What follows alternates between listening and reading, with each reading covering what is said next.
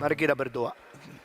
Tuhan berkati jam selanjutnya sebagaimana Tuhan sudah memberkati jam sebelumnya.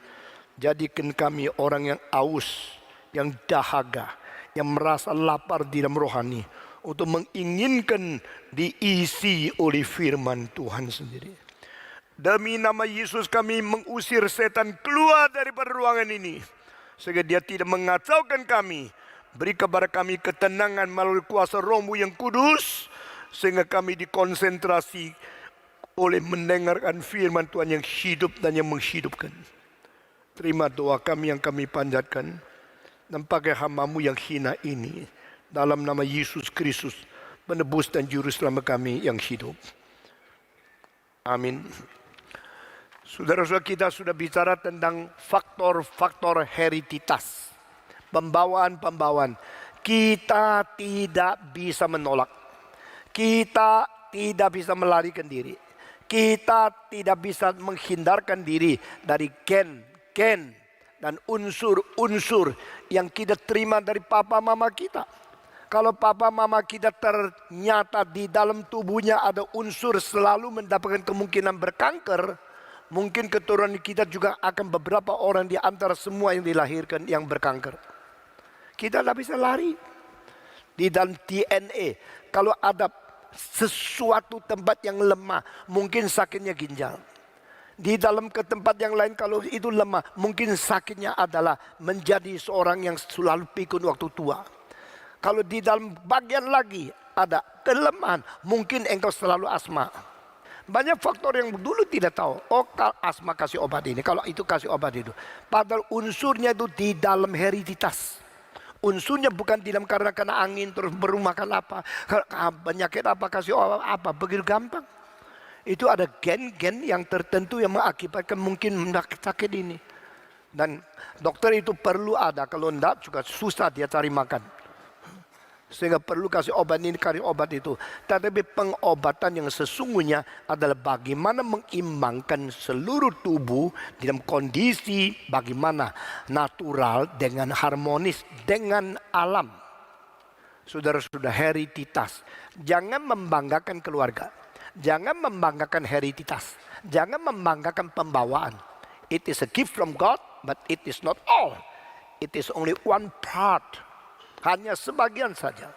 Unsur kedua untuk membentuk karakter kita itu ada environment. Lingkungan itu ikut membentuk kita. Orang yang dilahirkan di pegunungan sama orang yang dilahirkan di pinggir laut itu sifatnya lain. Pegunungan lebih jujur, lebih sungguh-sungguh, lebih jantan, dan lebih kaku. Orang yang dilahirkan di pinggir pelabuhan di air itu lebih lincah. Dan lebih berobat dinamika, lebih mempunyai pengertian petualangan. Karena laut begitu besar, laut terus sampai di perbatasan. Di seberang itu siapa? Ada apa di situ? Nah, pikiran semacam ini membuat dia mau bertualang, mau pergi. Jadi orang yang dilahirkan di ujung pandang, sama orang dilahirkan di pedalaman daripada tapan muli, lain. Orang di Tiongkok Utara, di semua gunung-gunung, semua orang dilahirkan di Hokkien, Cantonese lain. Orang Hokkien, orang Cantonese naik kapal pergi akhirnya ke Amerika, ke Perancis, kemana. Tapi orang di Shanxi, di Kansu hampir tidak ada yang keluar karena tidak ada jua petualangan. Lingkungan itu penting. Maka engkau kalau mau membentuk anak-anakmu, membentuk karakter mereka, coba pikirkan unsur kedua. Bagaimana menciptakan lingkungan lebih baik untuk mereka bisa berubah. Di dalam sejarah Tiongkok ada seorang namanya Mencius.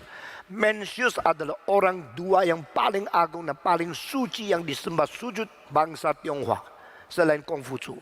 Bedanya hampir 150-200 tahun. Mencius adalah seorang anak yang pintar sekali, tetapi anak ini suka meniru orang lain. Mamanya seorang janda, cuma satu anak. Waktu dibesarkan, lihat anak itu waktu nakalnya luar biasa. Dan suka meniru orang lain. Satu kali dia punya rumah, dekat rumah pasar. Jadi anaknya sapan hari pergi pasar, pulang, bantalnya disobek-sobek. Karena apa? Dia ikut orang potong babi. Orang itu menjagal babi potong-potong, dia jadikan bantal babi dipotong-potong. Terus mamanya bilang, cilaka, kayak begini besok besar paling banyak jadi tukang babi. Saya tidak mau anak saya cuma satu, lalu jadi tukang potong babi, jadi apa? Mamanya bagaimanapun berusaha, akhirnya pindah rumah. Lalu saudara kalau pindah rumah alasannya apa? Mesti tepat ya. Jangan sembarangan pindah rumah. Dia pindah ke satu tempat. Pindah satu tempat tenang sekali. Nah, beberapa rumah tidak terlalu mahal. Tapi anaknya selalu angkat kursi. Jalan-jalan. Loh, kenapa kamu angkat kursi? Dia ikut orang-orang yang bawa jenazah. Karena pinggirnya itu ada kuburan. Tuh anak ini juga angkat kursi, sebenarnya angkat jenazah. Dia mencilaka, besok anak saya besar jadi tukang jenazah. Akhirnya dia pindah lagi rumah. Itu namanya mengmu sanchen. Mencius mother have to change 3 times in the house. Move 3 times. Pindah ke tempat di mana ada sekolah. Dan banyak orang belajar bawa buku. Nah, anaknya itu juga belajar bawa buku, belajar. Dia bilang, this is the place I should stay. Pindah ke tempat itu. Akhirnya anak itu menjadi seorang terpelajar yang besar sekali. Namanya Mencius. Maka lingkungan ikut membentuk. Apakah saudara menciptakan lingkungan untuk anak-anakmu? Supaya mereka dari kecil melihat sesuatu yang baik. Lalu mempengaruhi, merangsang, memberi inspirasi. Lalu menjadi contoh bagaimana dia harus hidup. Hati-hati dengan lingkungan. Lingkungan itu penting sekali.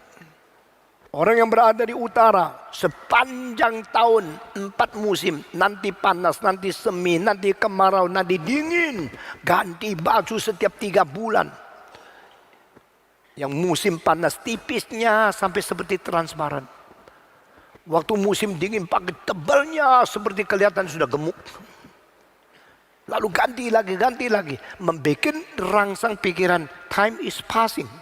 Waktu lewat, musim robah. Sehingga banyak variasi pikirannya.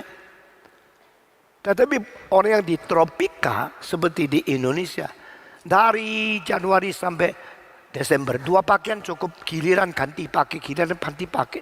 Dan rasa sabar dari sama. Orang yang di tropika selalu mempunyai kemalasan tertentu karena tidak ada perubahan yang merangsang dia. Dan dia cuma tahunya, oh pohon kelapa saya sudah berapa meter. Nah, saya sudah ganti berapa kali pohon ini. Dia tidak ada konsep waktu. Semua itu lagu yang di Inggris, di Prancis ditulis. Tahun apa ditulis? Siapa yang tulis? Semua lagu di Asia itu hampir tidak ada catatan seperti ini. Karena konsep waktunya, konsep ciptaannya, semua bukan tidak ada ciptaan. Orang Indonesia mempunyai daya kreatif yang luar biasa. Lagu-lagu folk song Indonesia salah satu kelompok lagu yang paling indah di dalam dunia. La la la la di da da dam tam dam. La la la la la di da di tam dam. Dan dan dan dan di da dam tam dam. Di di di di di da dim dam dam. Indahnya luar biasa. Bengawan Solo. Enak sekali kan? Orang Indonesia kreatif sekali, seniman banyak.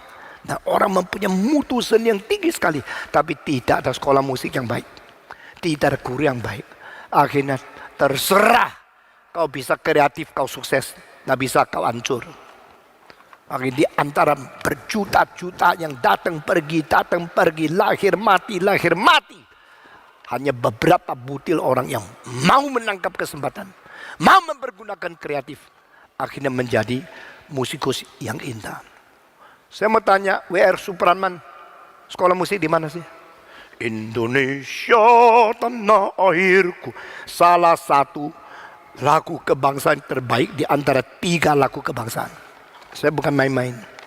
One of the best national anthem in the world. Banyak anak Indonesia yang tidak pernah sekolah musik, sudah bisa nyanyi di TV. Karena apa? Nature gift is so obvious. Begitu jelas mereka mendapatkan sesuatu bakat natural, tapi tidak dilatih. Orang yang dilatih tapi tidak ada bakat, itu buang-buang uang. Orang yang mempunyai bakat tidak ada latih, itu buang-buang bakat. Nah, ini adalah unsur kedua, lingkungan. Apakah kita telah menciptakan lingkungan keluarga yang baik untuk anak-anak? Apakah kita telah menciptakan lingkungan baik untuk pendidikan anak-anak? Apakah kita telah menciptakan lingkungan sosial yang baik untuk anak-anak? Kalau tidak, mulai hari ini rencana sedikit unsur kedua ini diperbaiki. Make a good environment for your children. Nah, di hal ini saya menyinggung satu perkataan, yaitu homeschooling itu baik atau tidak. Ada orang mengatakan karena sekolah banyak yang tidak beres. Kita bikin sekolahannya di rumah tangga saja. Mama ngajar sendiri, papa ngajar sendiri. Saya tidak melawan, tapi saya memberikan sesuatu peringatan. We are limited being. Bagaimana hebatnya engkau mendidik anakmu, meskipun pakai itu kurikulum yang baik, kita terbatas. Sehingga tidak pernah kita memberikan kesempatan anak kita mempunyai dunia lebih variatif. Lebih banyak potensi kemungkinan yang lain. Lalu mereka hanya diikat di dalam lingkungan yang terlalu indah. Orang begini besok mungkin mengalami kesulitan, tidak bisa ngalahkan, dan bahaya sekali. Di Filipina ada seorang kepala sekolah Kristen. Muridnya 5.000, sekolahnya besar sekali. Dan anaknya akhirnya menikah, sudah nikah, menjadi orang seperti Sinting. Karena apa? Ternyata suaminya itu seorang yang bukan orang yang baik. Dan dia dari kecil itu dipelihara di dalam satu keluarga yang begitu suci, begitu baik. Sehingga dia kira seluruh dunia orang baik. Setelah menikah baru tahu, aduh ternyata suaminya dari keluarga yang Kristen, tapi lingkungannya sama-sama Kristen. Begitu kurang jujur, begitu menipu dia.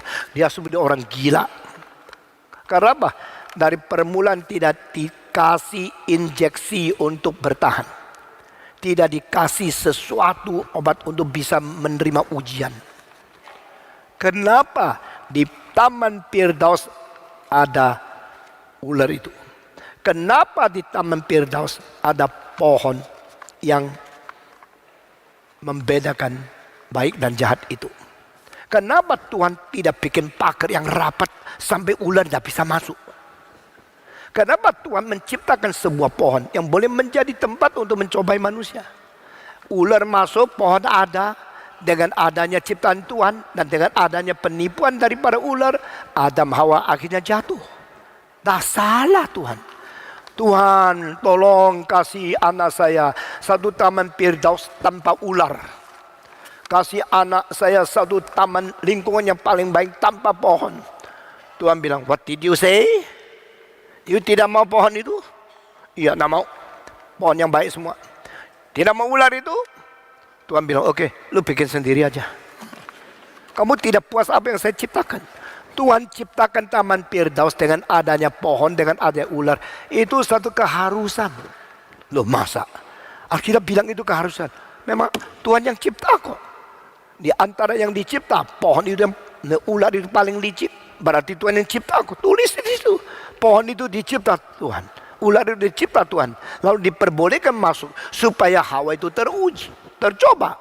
Berarti pencobaan dan ujian itu adalah hal-hal yang mutlak harus ada. The absolute necessity of the temptation and the trial. Both from Satan and from God. Allah tidak menciptakan manusia dengan semacam sifat yang tanpa uji langsung sukses. Allah memberikan manusia sesuatu kesempatan. Harus dicoba, harus diuji. Itu sebab saya bilang homeschooling is very very dangerous. Jika homeschooling itu hanya mempunyai papa mama yang sangat terbatas dan dia tidak pernah memberikan lingkungan yang sangat negatif atau variatif untuk anak. Anak itu baik-baik di rumah, besok besar ketemu lawan mungkin langsung menyerah atau langsung diserang. Itu sebab saudara-saudara, lingkungan itu kadang-kadang bahaya dan lingkungan itu kadang-kadang bahagia. Lingkungan itu perlu satu monisme, juga perlu satu variatif. Lingkungan. Faktor kedua yang mempengaruhi pembentukan karakter yaitu lingkungan. Dan di dunia adakah lingkungan yang sempurna? Tidak ada. Bahkan di Taman Eden pun Tuhan mengizinkan adanya ular yang menipu, adalah pohon yang menjadi suatu pengujian. Nah, bagaimana mengalahkan itu? Kadang-kadang perlu setelah dia jatuh baru menghadapkan dia bertobat. Bukan menahan-nahan sampai anak kita tidak pernah jatuh. Saya mengamati orang yang di dalam keluarga yang baik-baik selalu tidak berkuasa melayan Tuhan dengan kuat. Karena tidak pernah jatuh dalam dosa. Tidak pernah mengalami kesulitan. Selalu dia sudah dijaga-jaga. Tapi anak yang sudah berdosa lalu bertobat kembali, waktu dia bersaksi selalu kuasanya besar sekali. Itu bedanya. Saudara mungkin tidak tahu, saya menanti siapa yang bisa bersaksi baik untuk memuliakan nama Tuhan dengan pertobatan yang sejati dan hidup yang murni dan suci untuk Tuhan dan berani menyerang dosa dan mengajak orang lain. Saya tunggu 50 tahun lebih baru dapat satu. Ini anak luar biasa. Dia berani melawan Tuhan. Beraninya itu bikin seluruh gereja shock.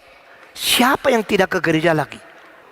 Ini anak yang paling rajin di gereja. Dari kecil hafal kitab suci sampai ribuan ayat. Sekarang hilang. Nah, pergi minum minuman keras. Pergi ke night club. 3 tahun tidak kembali ke gereja. Saya bilang, you terlalu berani meninggalkan Tuhan. Tapi akhirnya you berani sekali bertobat kembali kepada Tuhan. Ini perubahan drastis seperti ini. Bikin you bisa bersaksi bagi Tuhan. Dan dia betul-betul akhirnya hidup suci luar biasa. Setiap kali saya ngomong apa, dia bilang, no, not me, God. Glory be to God. Terus memuliakan Tuhan. Dia hatinya jujur luar biasa. Saudara-saudara, kadang-kadang kita kira kita ciptakan satu lingkungan yang paling protektif. Yang paling suci. Itu paling aman untuk anak-anak kita. Tidak. Biar kadang-kadang dia peleset. Biar dia jatuh di dalam dosa. Lalu melihat dia bagaimana bertobat. To be burned of the fire. Jari manusia kena api. Oh, sakit. Itu perlu. Jangan diproteksi sampai tidak pernah kena api. Biar dia pernah kebakaran. Sudah kebakaran baru tahu. Tapi jangan bakar sampai angus hidungnya hilang. Jangan. Biar jadi aduh. Biar. Anak saya satu kali duduk di kursi. Duduk di situ. Bawa obeng sambil tutup main-main. Obengnya masuk ke dalam apa? Ke dalam stop kontak. Sudah gini ke stop. Dia ketakut. Saya bilang, ayo lagi. Mulai itu dia save. Saudara-saudara. Yang tak pernah kesulitan, tidak ada save-nya. Save-nya save bikinan. Security-nya security bikinan.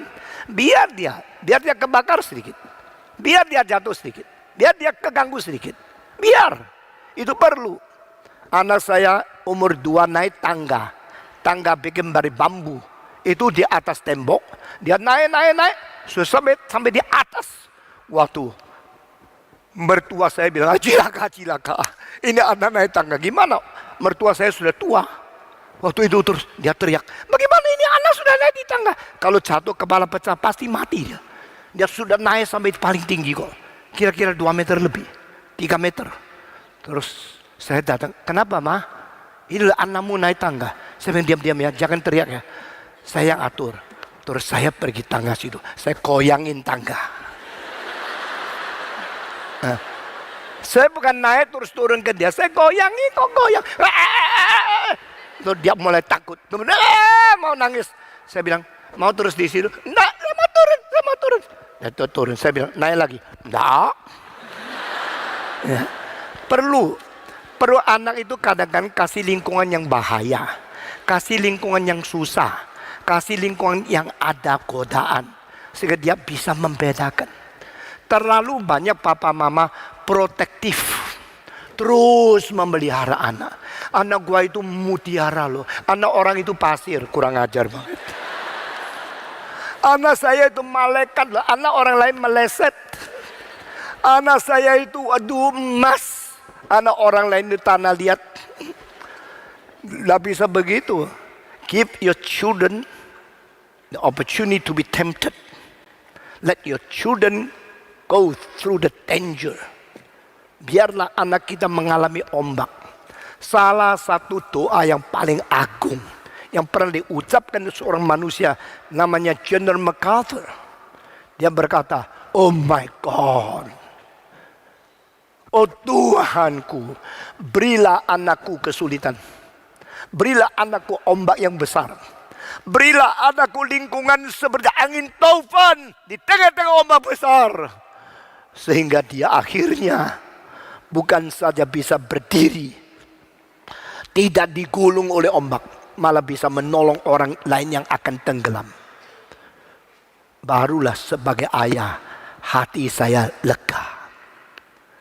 Papa, mama, guru-guru yang selalu proteksi dan membuat anaknya aman, nyaman, justru tidak baik.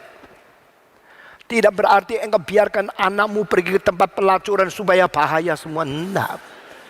Not your intention. Tapi membiarkan anak itu mempunyai kemungkinan. Seorang kolonel di ujung pandang. Anaknya naik pohon. Mamanya teriak-teriak. Dia bilang, biar. Nah kalau jatuh bagaimana? Papanya menjawab, saya dokter kok. Jatuh nanti saya yang jahit.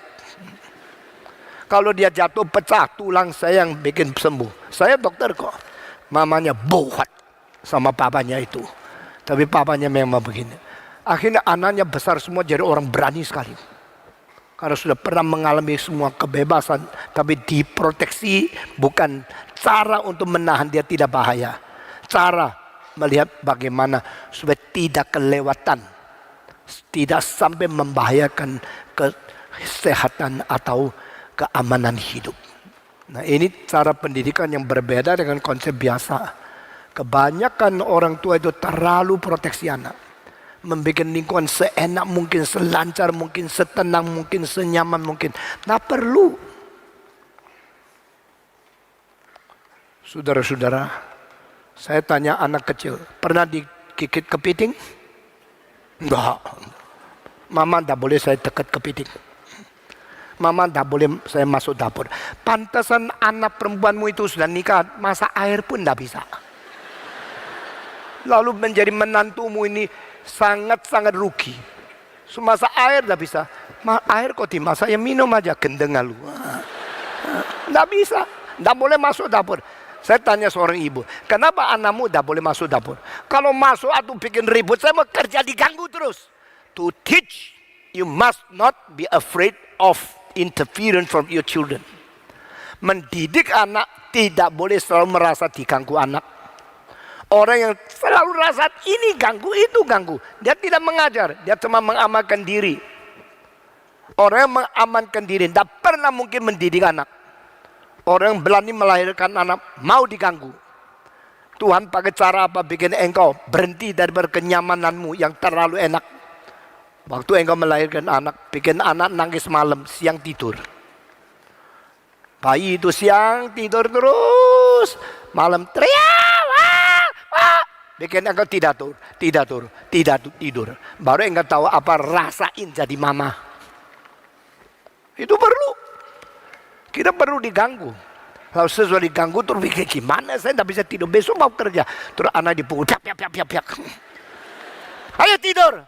Suruh orang tidur kok pakai pukul, heran ya. Tadi banyak mama cara didik kayak begini loh. Lu kalau tidak dengar saya pukul, tidak dengar pukul. Mereka kira dengan pukul anak itu bisa tenang, bisa taat, bisa tidur. Tambah nangis. Selain nangis, luka lagi. Lecet kulitnya. Sudah lecet kulit juga. Kenapa lecet kulit? Pukul lagi. Orang gila.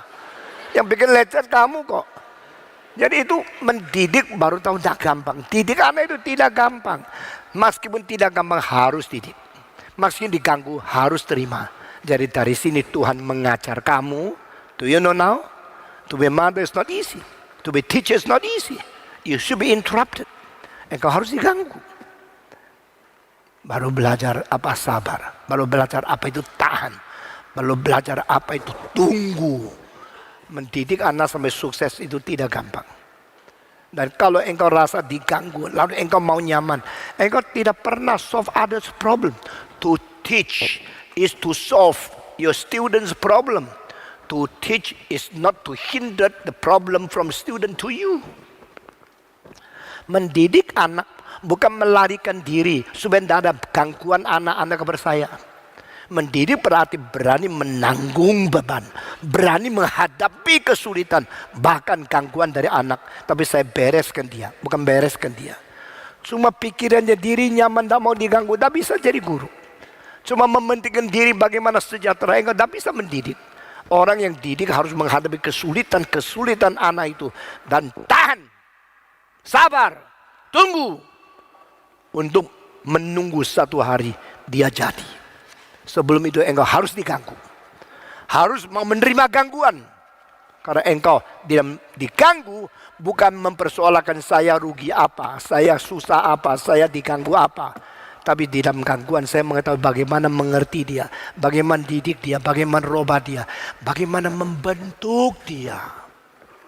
Anak-anak selalu taruh tempat tidur, tidak boleh orang ganggu. Shh, baby sleeps here.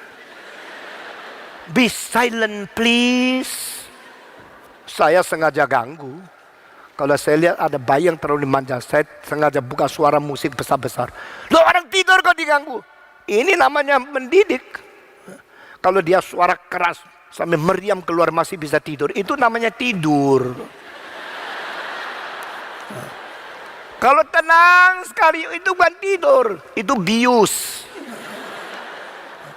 Loh kok gini saya patong? Ya gini, ikutlah saya. Kalau engkau ikut saya, anakmu pasti baik. Anak yang dimanja, tidak ada satu yang jadi. Saya dilahirkan di dalam zaman peperangan Jepang. Waktu saya lahir, saban hari dengarnya meriam. Saban hari dengarnya bom. Itu sebab sekarang saya ketemu kesulitan apapun tidak lari. Saya tidak takut musuh saya berapa besar. Presiden raja tidak bisa mentaklukkan saya kalau tidak pakai kebenaran. Orang kaya tidak bisa membeli saya karena saya tidak takut, tidak ada uang. Konghucu mengatakan, "Wu shao er jian, gu duo neng pi si." Mau ikut saya? Kalau bisa, ayo. Konghucu mengatakan waktu saya masih kecil sangat remeh, miskin, susah, kerja berat. Itu sebab sekarang kesulitan apapun saya bisa tanggung. Kesulitan yang bagi remeh, bagi hina pun saya bisa kerjakan. Dia sudah menjadi orang besar mengatakan kalimat ini. Tapi anak-anakmu dari kecil dimanja, mesti tenang, mesti enak, kasih susu kelas 1, kasih makan yang paling mahal. Makanya anakmu ke tepot, warteg, langsung mencret. Satu kali nak makan, langsung mah sakit. 3 hari tidak tidur di rumah, langsung kurus kering. Karena orang manja. Baby sleeps here. Be silent please. Bayi-bayi seperti itu tidak pernah ada gangguan. Waktu dia besar sedikit, jalan di pinggir kuda kentut, dia sakit jantung. Dengar suara bret, langsung sakit jantung. Kenapa? Kamu yang gara-gara.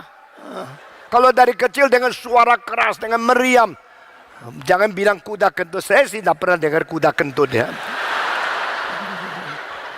Dengar bom besar, dengar apa yang ledak, dia akan mengatakan, hah, apa sih yang terjadi? Dia tidak akan terganggu. Saudara, kalau engkau mempunyai jiwa yang tenang seperti itu, biarpun musuh, pisaunya sudah sampai di sini, engkau senyum bilang, silakan tarik kembali. Orang mau pukul engkau, bilang, ada apa lu marah? Tenang aja. Mau hidup seperti ini? Coba belajar seperti saya. Coba ancam saya pakai uang, pakai militer, pakai kuasa, pakai agama, pakai apapun. Saya tidak akan menghiraukan. I believe in God and I fear God. So I'm not fearing to anybody. Saudara-saudara, kalimat ini dari Alkitab. Saudara-saudara sekalian, pembentukan karakter, harap engkau menjadi orang yang agung. Meskipun dibunuh, diingat ribuan tahun. Karakter yang agung, itulah paling berharga dalam sejarah manusia. Pimpinan yang bercontoh, itulah ingatan sepanjang hidup dan sepanjang sejarah. Filipina mempunyai beberapa tokoh yang besar. Jose Rizal, Magakapal, itu semua tokoh yang besar sekali. Saudara-saudara, doakanlah supaya anakmu itu mempunyai karakter yang agung. Mempunyai gelar doktor, berapa banyak tidak ada gunanya. Mempunyai kuasa berapa besar, tidak ada gunanya. Mempunyai nama berapa besar, tidak ada gunanya. Mempunyai bawahan berapa banyak, tidak ada gunanya. mempunyai kejujuran, keadilan, mempunyai kehormatan, kemuliaan, mempunyai cinta kasih, mempunyai kebenaran, righteousness, goodness, glory, honor, sincerity, dignity, integrity. That makes you great. Yang bikin Anda besar itu bukan kekayaan, kuasa, nama, atau banyak cewek. Yang bikin Anda besar adalah bagaimana engkau hidup di hadapan Tuhan dengan jujur, adil, penuh cinta kasih, penuh kebenaran, dan penuh kasihan kepada rakyat, penuh kontribusi kepada orang lain. Bulan lalu khotbah di dalam masterclass, saya sangat terharu. Dia bilang pada waktu Yesus mati di atas salib, hari itu adalah hari Paskah. Mestinya tidak boleh turun dari salib. Harus digantung sampai lewat, dipermalukan. Hari Paskah Yesus digantung di situ, dipermalukan. Tapi akhirnya kok bisa diturunkan ya? Bisa diturunkan, terus bisa dikuburkan yang baik-baik. Ini di luar dugaan orang Yahudi. Siapa yang turunkan? Kenapa bisa turun? Kenapa dia boleh turun? Harus digantung di situ kan? Orang digantung itu orang terkutuk. Orang digantung orang dipermalukan. Tapi Yesus tidak boleh dipermalukan. Yesus bukan orang terkutuk. Yesus menanggung kutukan, lalu memberikan berkat dan keselamatan kepada dia. Kenapa bisa turun? Karena ada seorang namanya Yusuf Ariamatius. Yusuf ini yang datang ke Pilatus. Bolehkah saya minta jenazah Yesus? Pilatus mengatakan, silakan turunkan dia. Kok bisa ya? Siapa? Pilatus ini adalah gubernur yang diutus dari Romawi. Tidak mungkin sembarangan mengiyakan permintaan orang Yahudi. Karena ini Yahudi adalah satu provinsi yang paling dibenci oleh kerajaan Romawi. Maka kerajaan Romawi pakai Herodes untuk menguasai orang Israel. Pakai Pilatus untuk menguasai orang Israel. Karena ini bangsa yang paling berontak. Kenapa Pilatus kok jadi takut? Kenapa kok menjadi mengizinkan jenazah Yesus diturun dari para salib? Saudara, karena Yusuf orang yang kaya sekali dan kedudukan yang tinggi sekali, dan dia orang yang bijak sekali. Dia mempunyai kekayaan lebih-lebih sampai dia sudah mendapatkan sesuatu kedudukan tinggi sebagai anggota Sanhedrin. Anggota Sanhedrin sama seperti sekarang seorang yang berada di dalam parlemen. Misalnya dia menjadi ketua daripada parlemen, ketua daripada kongres, seperti itu. Sehingga Pilatus tidak mau banyak bentur sama orang Yahudi. Permintaan orang penting dari Yahudi ini diterima. Tetapi orang Yahudi semua benci Yesus. Kenapa orang ini minta tuh jenazah Yesus turun daripada salib? Karena orang ini sebenarnya sambil menjadi orang Yahudi, sambil tunduk kepada Yesus Kristus. Dia lain sama orang Farisi. Orang Farisi benci Yesus. Orang Farisi melawan Yesus. Dia diam-diam pengikut Yesus. Dia sama Nikodemus, ada dua orang Sanhedrin zaman itu yang beriman kepada Yesus secara diam-diam. Seluruh partai melawan. Seluruh Sanhedrin, seluruh kongres melawan Yesus. Tapi dua orang tua ini, satu Yusuf dan satu Nikodemus, mereka memikirkan, jangan ganggu, Yesus terlalu besar. Jangan menganggap dia orang dari Nazaret lalu dihina. Jangan karena dia orang Galili lalu injak-injak. Dia adalah anak Allah yang sungguh-sungguh. Tapi dia tidak mau bentur sama orang lain. Dia low profile. Maka dia diam-diam mengikut Yesus. Lalu mengumpulkan uang. Ternyata Yusuf itu orang kaya sekali. Sampai mempunyai kuburan baru yang dibikin di Yerusalem. Nah, saat itu dia mengatakan kepada Pilatus, tolong kasih saya mayat Yesus. Pilatus bilang, oke, langsung mengiyakan. Lalu setelah dia turunkan mayat Yesus Kristus, Alkitab mengatakan dia pergi. Lalu tafsir Alkitab mengatakan sudah dia pergi. Di dalam seluruh kitab suci dan sejarah tidak pernah muncul lagi orang ini. Bagaimana? Disappear. Dia hilang dari sejarah. Kaya? Iya. Untuk apa? Semua kekayaan dia hanya untuk satu hal. Untuk pekerjaan Tuhan. Sekarang banyak orang kaya terus memikirkan diri lebih kaya, lebih kaya, lebih kaya. Saudara-saudara, kekayaanmu kalau ada sebagian Tuhan pakai untuk pekerjaan Tuhan, itulah berkat Tuhan untuk kamu dan keturunanmu. Jadi kekayaanmu hanya untuk memewahkan diri, memegahkan sendiri, itu besok hanya membuat engkau mempunyai kuburan lebih besar, peti lebih tebal. Lalu waktu Yesus datang bangkitkan orang, engkau lebih susah bangkit. Itu aja. Saudara-saudara, Yusuf dari Arimatia adalah a rich man, but his richness has only one use, for the glory of God, especially in the burial of Jesus Christ. Alkitab mengatakan dia turunkan jenazah.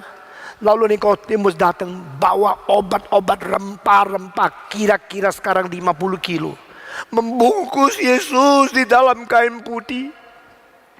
Saya setiap kali memikirkan tentang Yesus, saya ingin nangis. Karena memang saya dipanggil untuk memberitakan Yesus dan dia tersalib.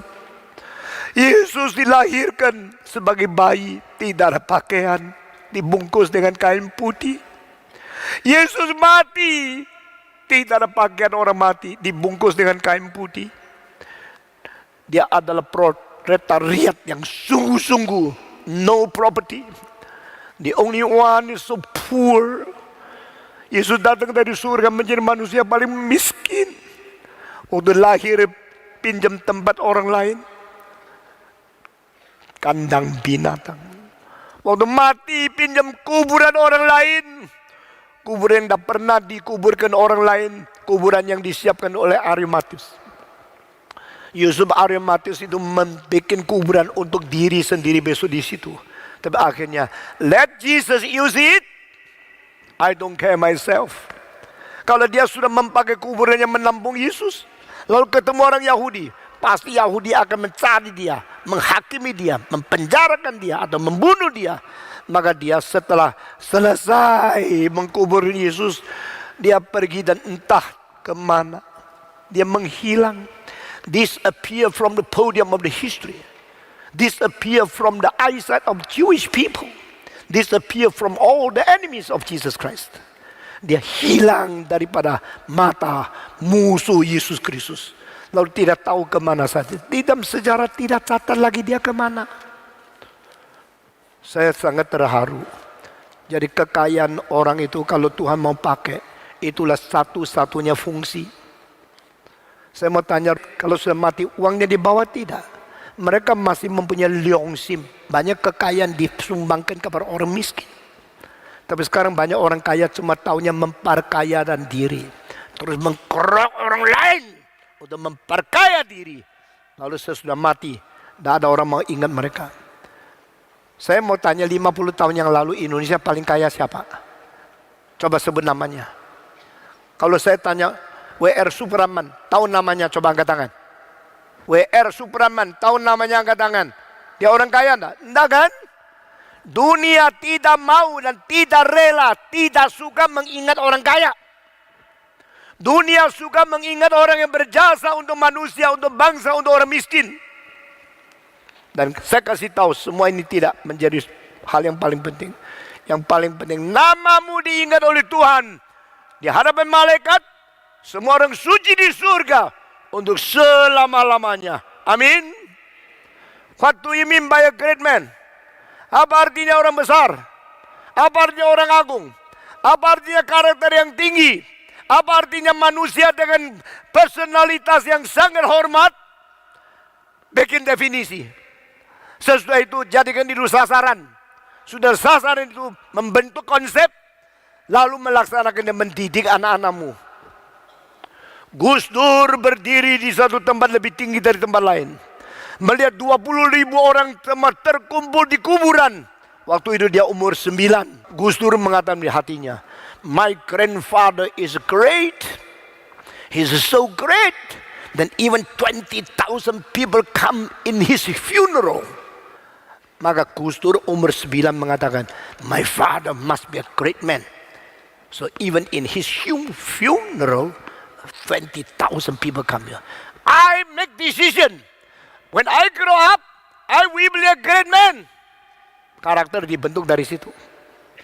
Saudara-saudara, engkau pernah mempunyai sesuatu sesuatu blueprint atau mempunyai sesuatu rencana, strategi untuk membentuk anakmu jadi orang besar? Mau tanya, blueprintmu dari mana? Ide itu apa? Yang disebut target itu apa? Banyak orang Kristen tidak mau anaknya jadi pendeta. Berdosa kamu. Saya teriakkan ini, termasuk anak-anak saya. Kalau mereka tidak mengharapkan keturunan jadi hamba Tuhan, mereka berdosa. Orang yang paling sedikit di dunia ini bukan orang kaya. Orang paling sedikit di dunia ini bukan presiden. Paling sedikit ada 100 lebih presiden di dunia. Paling sedikit ada jutaan mahasiswa di dunia. Paling sedikit ada ratusan ribu profesor yang terkenal di dunia. Tapi menjadi penginjil yang besar, satu pun susah dapat. Setelah Billy Graham mati, seluruh Amerika tidak ada penginjil. Saudara main-main? Saudara mengharapkan anakmu jadi orang kaya, menjadi profesor, menjadi apa? Doalah kalau Tuhan mau pakai anakmu menjadi penginjil. Engkau mempunyai idam, mempunyai ide, mempunyai rencana untuk anakmu dididik menjadi sesuatu orang seperti ini loh. You want to make your children, your descendants, your offspring to be something like that, like this man. John Wesley sekarang di mana? Calvin zaman ini di mana? Martin Lloyd Jones sekarang di sini di mana? Billy Graham yang kedua di mana? Indonesia menghasilkan siapa lagi?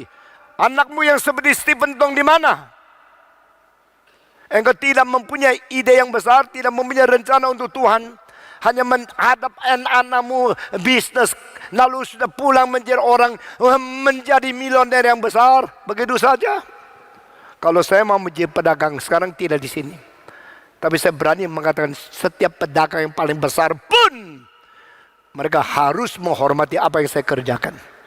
Karena besok di surga, tempat-tempat semua orang yang kaya sekali, semua akan hancur karena dunia. Dan semua nafsu dunia hancur. Hanya mereka yang melakukan kehendak Allah tetap kekal selama-lamanya. Amin. Saudara harus sadar, kita perlu doakan Tuhan membangkitkan orang untuk Tuhan. Kalau ibu saya mempunyai 5 anak menjadi hamba Tuhan, akhirnya dia ketakutkan kalau dia tua tidak ada orang kasih makan. Waktu itu dia kira anak kalau jadi pendeta itu miskin. Ternyata tidak. Waktu dia tua, dia keliling 5 kota. Anak-anak menjadi pendeta, semua menyambut dia dengan baik. 2 yang tidak pendeta juga tidak lebih baik dari orang yang menjadi pendeta. Tuhan itu Tuhan hidup. Jangan kepingin kaya saja, yang kepingin jaya saja. Rumah besar, kekayaan, mobil mewah, itu semua sementara. Tapi orang yang memikirkan tentang kerajaan Tuhan dan tentang kehendak Tuhan dilakukan di dunia, yang tidak mau uang, tidak mau harta, itu orang besar. Berdoalah supaya anak kita dipakai, bukan hanya anak orang lain. Kalau anak orang lain dipakai oleh Tuhan, kenapa anak kita tidak bisa?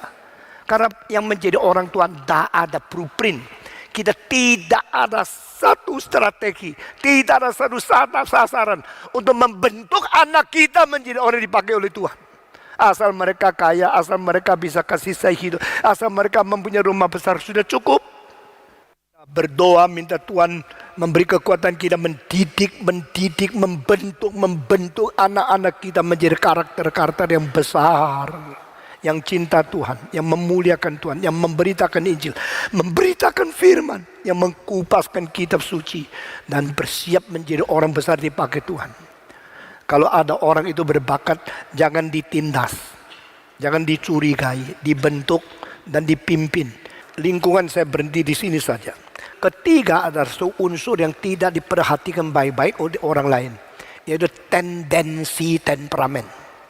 Engkau tidak akan dapatkan unsur ini di buku apapun. The tendency of temperament, yaitu manusia mempunyai sesuatu temperamen yang setiap orang berbeda. Temperamen dibagi 4 macam sejak zaman Gerika. Manusia itu 4 tipe. Semacam itu agak dangkal, tapi selalu girang. Ada fleksibel, tapi selalu tidak mendalam. Nah, orang-orang ini emosinya sangat gampang dilihat. Itu namanya sanguin. Kalau senang, dia senyum. Kalau susah, dia muram. Kalau dia berkawan, dia bicara. Kalau dia suka, dia diam. Dari mukanya langsung tahu dia orangnya moodnya apa, perasaannya apa, sifatnya apa, hatinya apa. Karena so ekspresif. Orang semacam ini gampang ketawa, gampang nangis, gampang itu lupa, gampang berkawan, gampang karena dia terlalu murni, sangat polos. Di kantor kita ada seorang hatinya baik sekali. Dan dia salah satu anak yang saya lihat paling ekspresif. Kalau dia senang, senang. Kalau dia ngomong apa, jujur. Sangat baik jiwanya.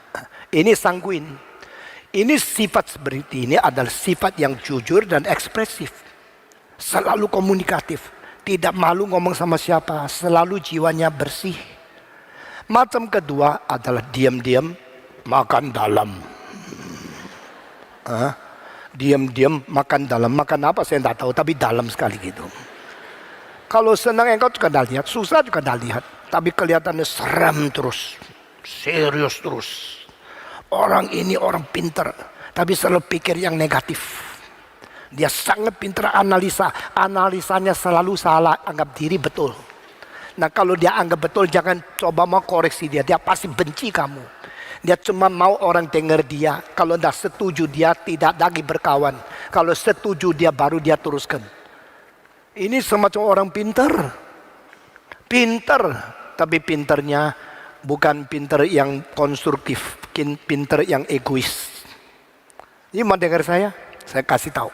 You mau ngerti saya berkawan sama kau. You tidak setuju saya, sudah stop. Tidak usah ngomong sama kamu. Orang ini namanya orang melankolik. Melankolik itu terus konsentrasi kepada diri. Perasaan diri dia itu Allah keduanya. The second God is his or her feeling. Saya rasa ini tidak benar. Karena tidak benar, maka pasti tidak benar. Dia mengukur segala sesuatu dengan perasaan. Dan orang sendirian selalu pesimis. Tidak mungkin, tidak mungkin. Saya seumur hidup susah bekerja dengan dua macam orang. Pertama, orang yang apapun tak mungkin, tak mungkin. Saudara-saudara, hari ini kita bikin seminar. Mungkin tidak mungkin? Jawab. Sudah mungkin tidak? Sudah jadi kau bilang tak mungkin. Sudah ribuan orang datang. Berapa hari persiapan? 6 hari. Aduh patong, you tidak ada pengalaman. You terlalu naif. Engkau terlalu polos. Iman terlalu besar. Iman kok ada yang terlalu besar. Aduh, Yesus berkata, hei kau iman yang kecil. Tidak pernah Yesus tegur, imanmu kegedean. Tidak ada itu. Diam kitab suci tidak pernah ada. Saya bersyukur orang yang ini kalimat ketua panitia. Sangat kooperatif. Bagaimana Pak Tong? Minggu depan, hari Jumat, hari libur, nyepi. Seluruh Jakarta nyepi, mari kita rame yuk. Yang lain nyepi, kita rame yuk. Saya bilang, yuk jadi ketua panitia ya. Kita langsung persiapkan di dalam 6 hari. Bikin semua brosur, cetakan semua. Kertas nyanyian, semua dicetak di dalam hari ini. Hari Minggu saya umumkan, langsung saya minta semua datang ikut. Saudara-saudara, hanya 1 hari Minggu. Hanya 1 kali brosur. Tuhan kirim orang hampir 4.000 yang datang. Mungkin tak? Tapi masih tidak berani jawab. Mungkin tak? Sudah terjadi. Nah, kalau hari itu sifatnya melankolik.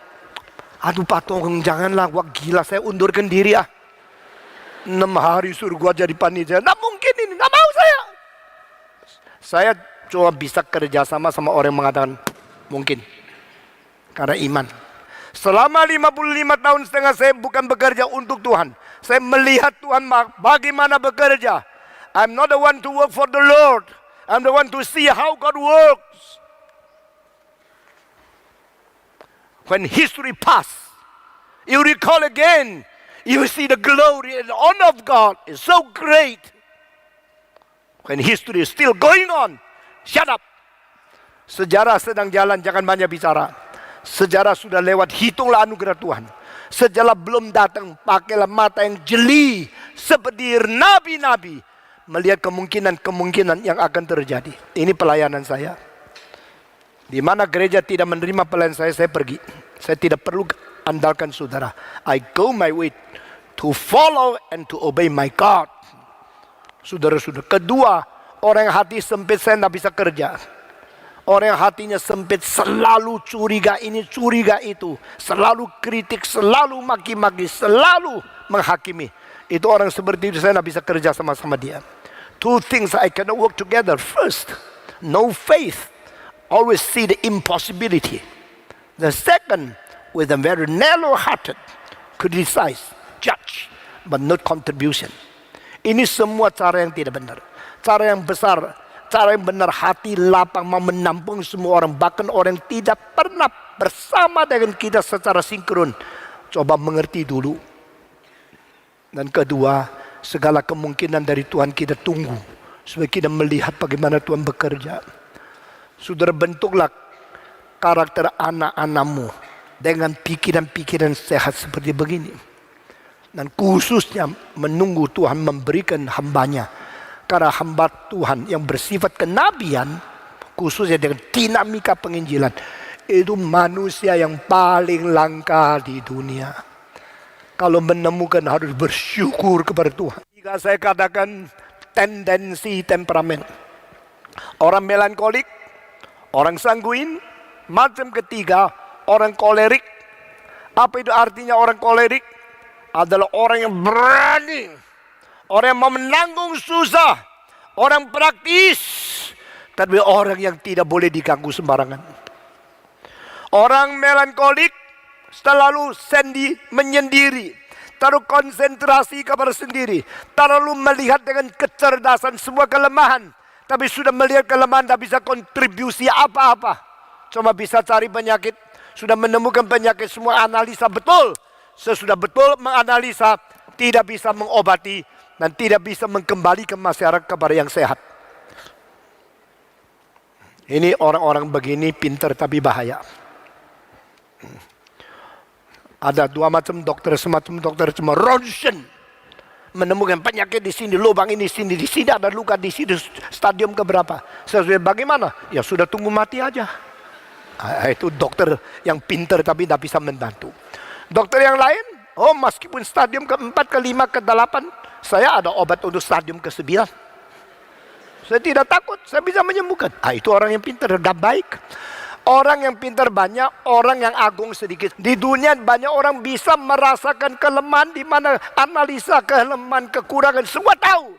Tapi bagaimana memperbaiki? Bukan urusan UE. Itu mati sendiri aja. No, we are called to solve the problem. We are not called to analyze the problem. Hanya dipanggil untuk menganalisa problem-problem. Itu orang pintar. Bisa menyembuhkan kelemahan orang yang agung. Saudara-saudara, Tuhan mau kita menjadi manusia yang menutupi lubang, membuat kemungkinan, membuka jalan yang baru, bukan hanya mencari sela-sela kelemahan-kelemahan dari para orang lain lagi.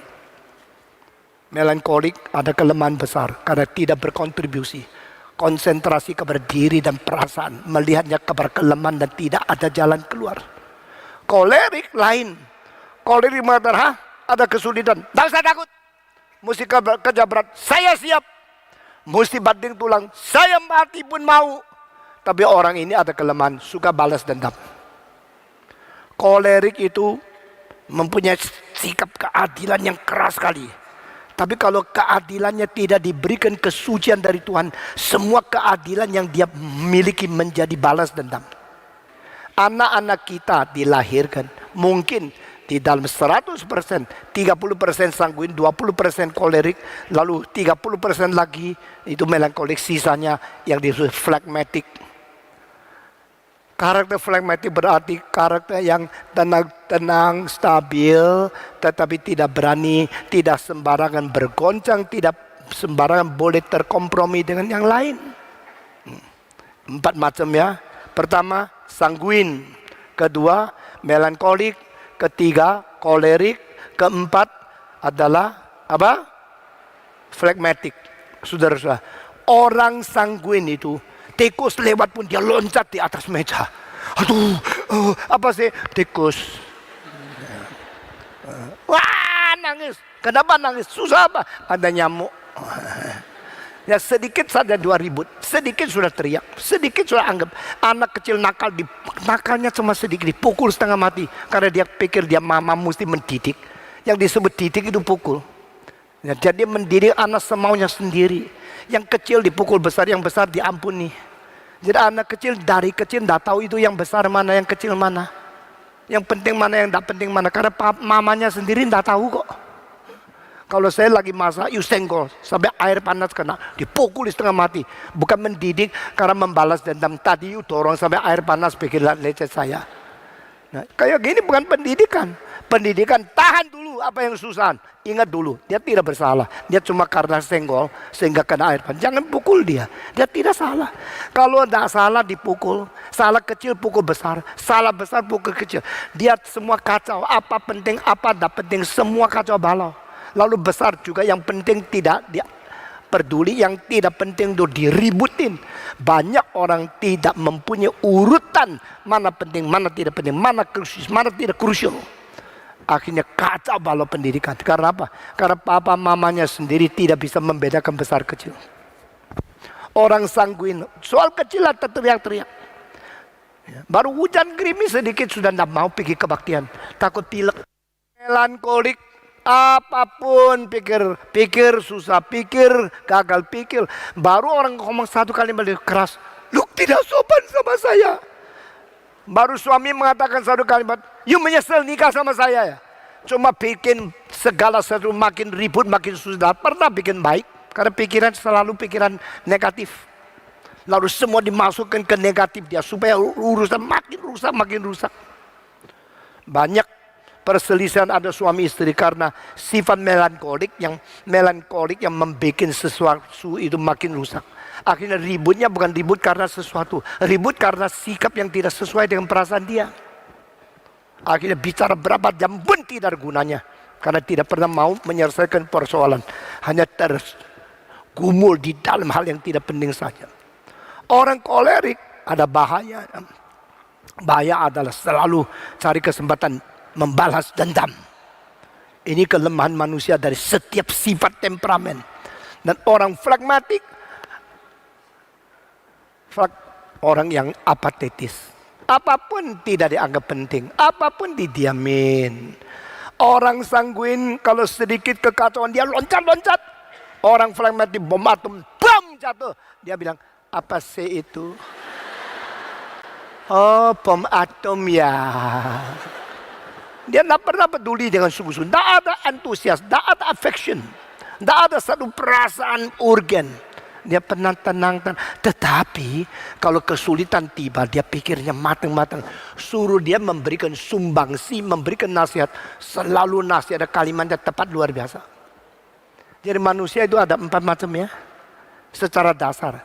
Macam pertama kira-kira di umur lahir sampai umur 17 lah. Sanguin. Kalau sampai tua tetap sanguin, itu sanguin hidup kekal. Lalu umur 17 sampai umur 30-an, itu masanya namanya melankolik. Patah hati sudah mau bunuh diri. Orang dah senang sudah sakit jiwa. Sedikit sudah skizofrenik. Itu masanya masa melankolik. Umur 30, 35 sampai 50, itu adalah kolerik. Kerja setengah mati, berani hantam, berani melawan musuh. Kalau siapa tak senang sama dia langsung gigit kembali. Kalau kepiting gigit dia gigit kepiting kembali. Itu kolerik. Lalu sudah 50, 60 sampai 80 itu menjadi flagmatik. Orang lawan dia, ya sudah. Memang anak muda itu begitulah. Ya, saya sekarang mulai menjadi flagmatik ya. Kalau saudara marah sama saya, paling banyak saya sedih, nangis, saya tidak balas. Saya tidak banyak ngomong sama kamu lagi. Manusia itu diam perubahan. Tetapi apakah semua orang salah satu 100%? Tidak. Ada orang yang 50, 20, 20, 10. Ada orang 85, 5, 10. Ada yang 20, 20, 20, lalu 40. Setiap orang komposisinya lain-lain. Tapi saya katakan satu hal, yaitu yang disebut tendensi. Nah ini yang tidak ada di buku. Anakmu karakternya apa? Tetapi kenapa dia justru suka mendekati orang yang karakternya lain?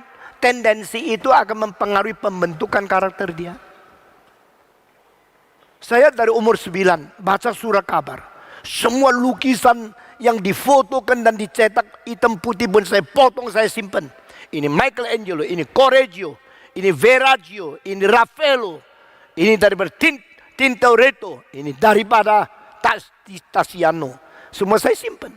Dari situ saya belajar. Lalu saya kalau kelihatan buku bicara mengenai Beethoven, mengenai Mozart, mengenai Handel, mengenai Bach, mengenai Berlioz, saya langsung baca dan hafal. Hafalnya lengket sampai tahunnya berapa dia lahir, tahunnya dia mati, saya ingat semua. Ini namanya tendensi. Tendensi dari guru, enggak pernah ada guru saya mengajar saya tentang musik. Tidak ada guru saya mengajar tentang arsitektur. Tetapi melihat satu data itu, kolom dan bergerika itu proporsinya berapa, kenapa bentuknya begini, atanya kenapa berbeda. Semua saya selidiki. Tendensi. Saudara mesti perhatikan anakmu tendensinya apa. Dia tertarik oleh apa. Kenapa di situ. Saya heran. Ada orang begitu baca kitab suci yang diingat semua ayat-ayat yang paling penting. Yang dibanding-bandingkan tidak ada di buku. Karena otaknya memang dicipta untuk tendensi seperti itu. Itu saya kagum luar biasa. Saudara-saudara sekalian, tendensi. Dan anakmu suka berkawan dengan siapa? Kalau anakmu suka berkawan dengan orang yang jahat, ibu mesti hati-hati. Kalau anakmu suka berkawan dengan orang yang tidak beres, ibu mesti hati-hati. Anakmu suka berkawan kepada orang aneh-aneh, ibu mesti hati-hati. Tapi selain hati-hati tidak bisa kerja apa-apa kan? Maka pembentukan karakter masih ada unsur-unsur yang lain. Nanti akan saya bicarakan terus. Ini ketiga. Be aware of the tendency of your children's temperament. Keempat itu adalah solidaritas daripada kebiasaan yang dipelihara. Sesuatu yang dijadikan biasa. Semua suka kitab suci? Suka. Tapi ada anak yang suka kitab suci saben hari baca tekun. Ada yang suka terus beli banyak kitab suci, model lain-lain ditaruh di dalam buku lemari saja. Ada anak yang cuma satu kitab suci dihafal ratusan ayat. Nah dia punya solidaritas, dia punya kekuatan membentuk diri sampai mempunyai kebiasaan yang tekun. Itu harus diperhatikan.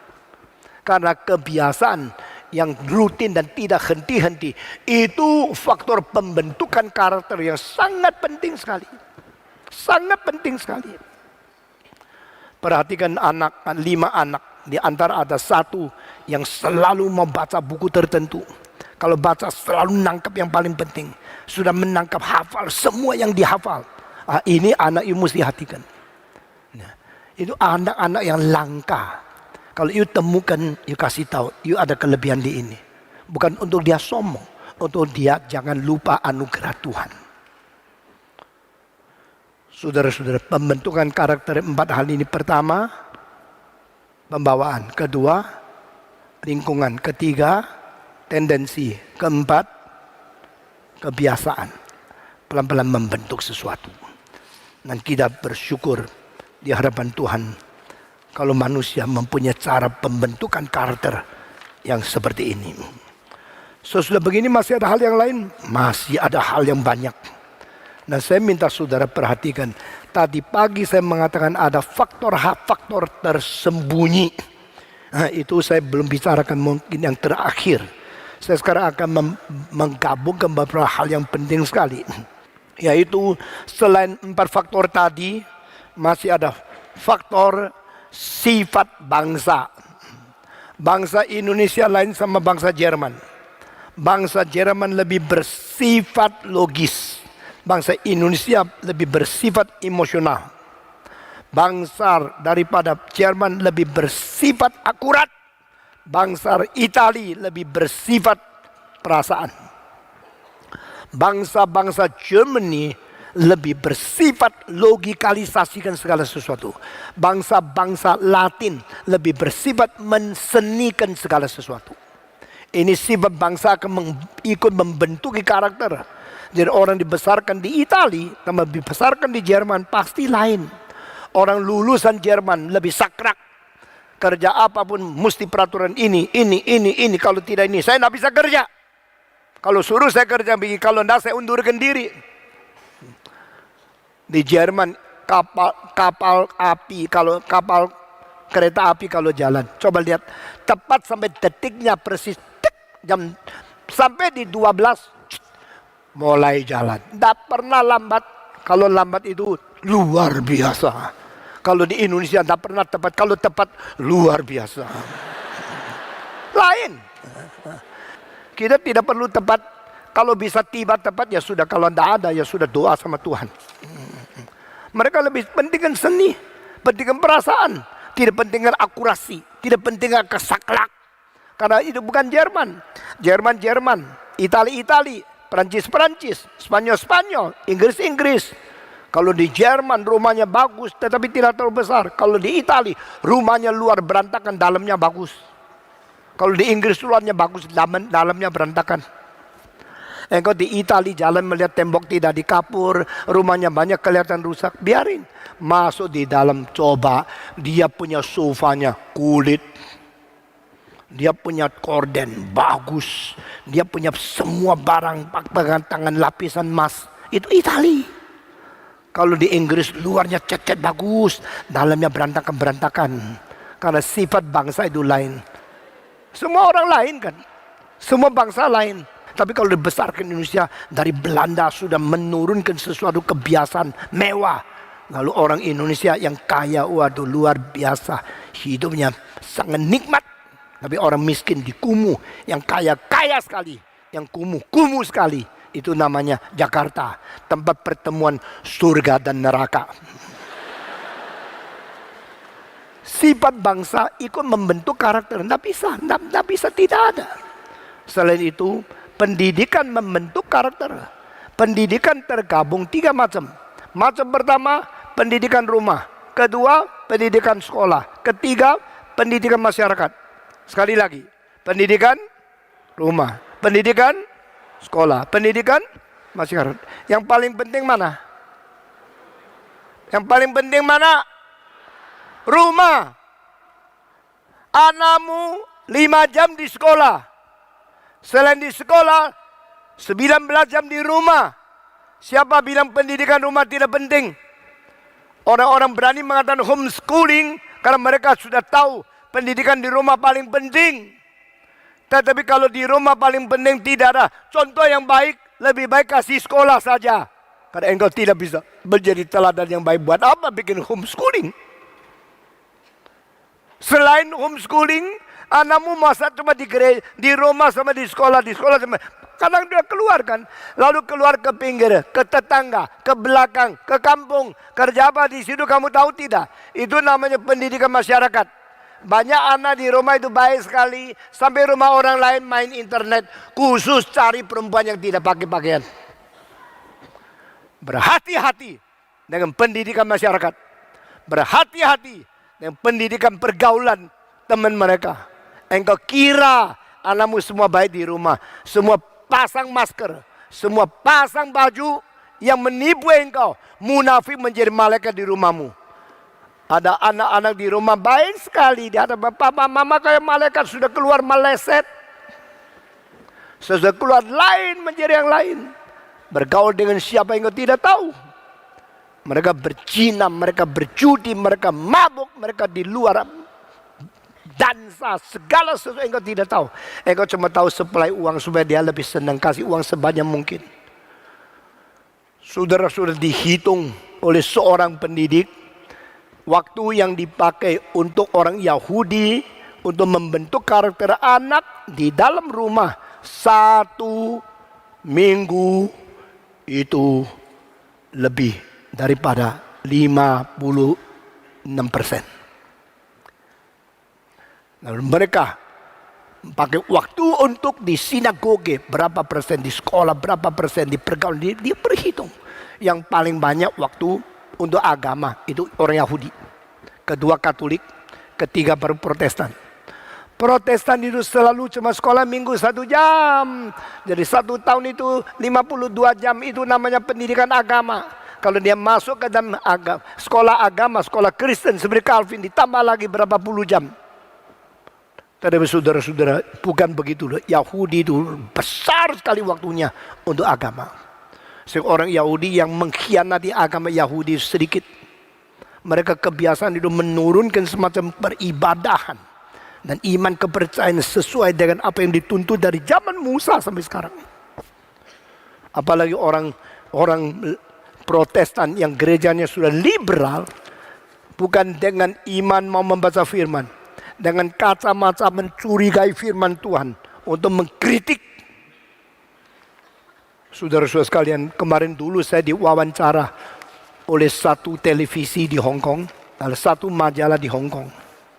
Lalu yang dari televisi itu selalu mensiarkan khotbah saya 1 minggu 4 kali. Mereka tanya bagaimana pendapat Pak Tong mengenai liberalisme. Saya langsung mengatakan liberalisme adalah bidat terbesar di sejarah Kristen. Karena liberalisme berdasarkan tidak percaya hati yang jahat untuk mau menyelidiki Alkitab. Yang mereka mau adalah mencari segala kelemahan-kelemahan dan ketidakpercayaan yang boleh diandalkan menurut presupposisi mereka. Mereka mengatakan dari pasal 1 sampai pasal 11 di dalam kejadian itu tidak pernah terjadi. Pantasan mereka tidak setuju ada orang pergi mau menemukan tempat asal daripada itu baktera dari Nuh. Saudara, di Hong Kong ada sekelompok orang ekspedisi ke Turki sudah begitu banyak waktu, memakaikan begitu banyak juta dolar. Akhirnya mereka kira mereka sudah menemukan bekas daripada baktera. Dan sesudah itu dokumentasinya begitu banyak, ribuan halaman. Dan terakhir seorang profesor dari Harvard University mendukung itu. Dan beberapa tahun yang lalu mereka sudah bikin satu baktera mengikuti besarnya seluruh sama seperti apa dari tata Alkitab. Di satu tempat namanya Mawan, di bawah satu jembatan yang besar namanya Qing Ma Da Qiao. Di bawahnya ada bidang tanah sepenanjung yang dibikin satu baktera di situ. Sekarang menjadi tempat eksot dan tempat untuk atraksi orang-orang turis. Nah, mereka datang kepada saya. Saya mengatakan saya tidak 100% setuju konfirmasi engkau bahwa itu sudah tempat Nuh yang asli. Tapi paling sedikit upaya engkau, investasi engkau dan daya dan waktu dan uang yang dipakai di situ begitu banyak. Saya apresiasi. Karena ini berdasarkan engkau percaya memang adanya peristiwa Nabi Nuh dan bahtera itu. Mereka yang melawan engkau maki-maki saya sudah baca semua. Tapi motivasi mereka bukan karena percaya kepada Tuhan. Saudara-saudara, dari sini kita melihat itu pendidikan itu penting. Pendidikan keluarga dari Alkitab itu penting sekali. Dan pendidikan di sekolah sekarang sudah tidak terjamin. Karena masyarakat sudah didominasi oleh orang-orang yang tidak takut kepada Tuhan. Kirim anak ke sekolah itu harus pilih sekolah yang baik. Kalau sekolahmu tidak baik, anakmu di situ akan dicemari, diracuni oleh ajaran-ajaran dari guru-guru yang tidak bertanggung jawab. Bagaimana engkau mempertanggungjawabkan anakmu di hadapan Tuhan yang sudah menyerahkan hidup yang kecil itu kepada engkau? Gereja ini mendirikan sekolah dengan ketat luar biasa. Tapi kita berusaha mendirikan sekolah yang lebih baik daripada yang tidak takut kepada Tuhan. Berdasarkan prinsip reform. Supaya mendidik anak-anak dari kecil takut kepada Tuhan. Saudara-saudara, banyak sekolah. Sekolah dibagi dua macam, sekolah yang cari duit dan sekolah yang membentuk anak. Sekolah-sekolah yang didirikan hanya untuk mencari duit, dengan komersil, dengan tujuan profit, tak mungkin mendidik anak dengan baik. Sekolah yang betul-betul mempunyai jiwa mendidik anak, meskipun sulit sukses, sulit menjadi sempurna, sulit mencapai target, paling sedikit motivasi itu akan disusuli dengan kegiatan-kegiatan berdasarkan perasaan takut kepada Tuhan. Sekolah dan masyarakat. Saudara-saudara, anak-anak terlalu muda sudah pakai iPad, sudah pakai komputer, sudah pakai notebook. Hati-hati apa yang dilihat. Bagaimana bisa membendung? Sulit. Yang paling penting adalah memberi bendungan di dalam hati mereka. Mereka punya perasaan takut kepada Tuhan dan mereka sendiri bisa membedakan ini baik, ini jahat. Ini boleh, ini tidak. Penuh perasaan takut kepada Tuhan dia datang dari mana? Dari ibu bapak yang menjadi teladan. Yang menjadi guru sendiri harus beres. Yang menjadi bapak ibu harus beres. Kita harus mempunyai contoh sehingga menjadi seperti sembrani yang menarik mereka untuk ikut setuju dengan apa yang kita kerjakan. Dan mereka bisa dibentuk. Saudara-saudara, selain pendidikan masih ada faktor yang lain.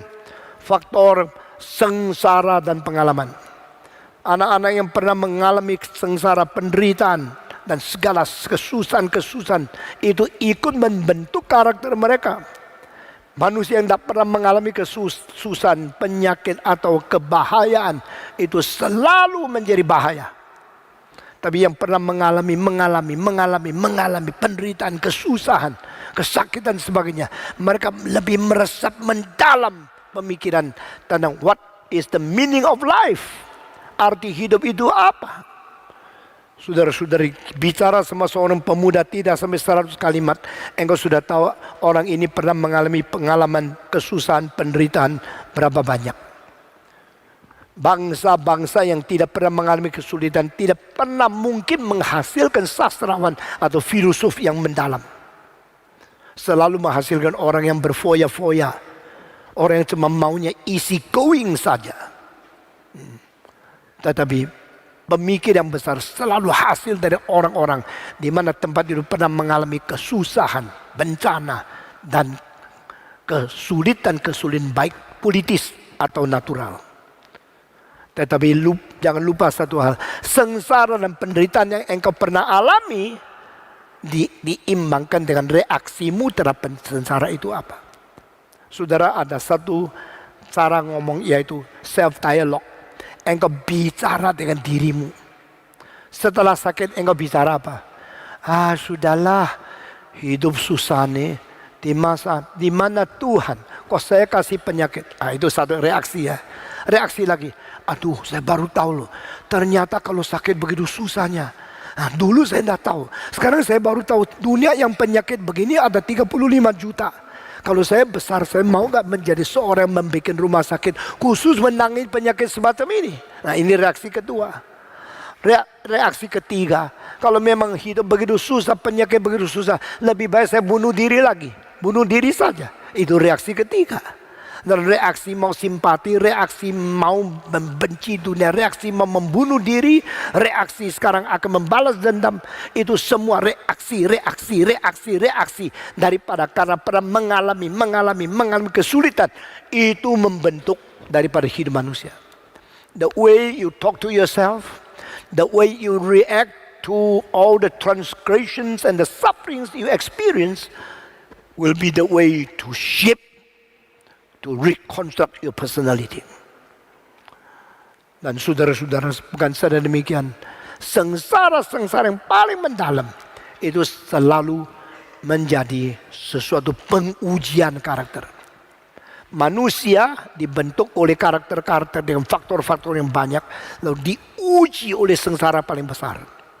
Nah, ini penting kan hal ini. Dua hal lagi saya tutup. Pembentukan karakter satu lagi yaitu agama. Agama mempunyai kekuatan yang luar biasa dalamnya. Sehingga orang yang tidak takut presiden, tidak takut akan polisi, tidak takut akan hakim, tidak takut jaksa, dia takut Tuhan. Karena agama mempunyai kuasa memekang seseorang besar sekali. Tetapi agama selalu kalau jebol karena orang itu melihat kelemahan pemimpin agama. Kalau pemimpin agama adalah orang yang mempermainkan segala peraturan dan syariat agama, anggotanya akan menjadi orang pura-pura. Tapi pemimpin agama kalau sendiri menjalankan dengan sungguh-sungguh, itu mengakibatkan anggotanya yang serius kepada Tuhan. Ini pasti. Kenapa banyak orang sudah tidak bisa hidup bersama tapi tidak berani bercerai? Banyak suami istri itu tidak mungkin lagi hidup bersama. Kenapa tidak berani bercerai? Ada 3 halangan. Pertama, religious pressure. Kedua, social pressure. Yang ketiga, family pressure. Tekanan agama bikin dia tidak berani bercerai. Tekanan daripada masyarakat bikin dia tidak berani bercerai. Tekanan dari berumah tangga bikin dia tidak berani bercerai. Kalau ketiga tekanan semua jebol, banyak orang pasti cerai. Kenapa tidak berani bercerai? Takut dibicarakan di masyarakat, malu. Kenapa tidak berani bercerai? Karena takut melanggar peraturan agama, Tuhan marah. Kenapa tidak berani bercerai? Karena ada anak-anak, nanti mereka bicara apa kalau papa maunya bercerai. Tiga ketekanan ini mengakibatkan manusia seolah-olah masih hidup bersama-sama secara pura-pura dan tidak jujur. Saudara-saudara, mari kita cari jalan dengan penuh perasaan Tuhan dan takut kepada firman Tuhan untuk solusi daripada kesulitan-kesulitan hidup bersama-sama. Agama itu mengekang, agama mengontrol personalitas. Sengsara menguji dan menyatakan personalitas. Terakhir, Roh Kudus memimpin personalitas. Bedanya agama dengan Roh Kudus. Agama secara rutin, secara kuasa, secara memimpin, mengekang, pressure. Tapi Roh Kudus bukan. Roh Kudus memimpin, mencerahkan. Roh Kudus memberikan inspirasi, menggerakkan. Jadi di dalam pembentukan karakter terakhir yang paling memuncak adalah how Holy Spirit guides you. Alkitab mengatakan barang siapa yang dipimpin Roh Kudus, dia adalah anak-anak Allah. Semua 1, 2, 3. Barang siapa yang dipimpin oleh Roh Kudus, dia adalah anak-anak Allah. Holy Spirit is given to guide us, not to keep us pressure, not to compel us to do something without our willing. Roh Kudus datang memimpin, mencerahkan, mengiluminasikan. Akhirnya kita berkata, ya di sini saya, Tuhan saya berterima kasih. Saya kembali kepadamu. Mari kita berdoa. Bapa di dalam surga, kami berterima kasih untuk semua yang sudah kami terima. Kami minta Tuhan memberkati kami, beri kekuatan kepada kami untuk menjadi orang Kristen yang mengerti pembentukan karakter dan peranan rohmu dan firmanmu di dalam hidup kami masing-masing. Dengar doa kami yang kami panjatkan dalam nama Yesus Kristus, penebus dan juru selamat kami yang hidup. Amin.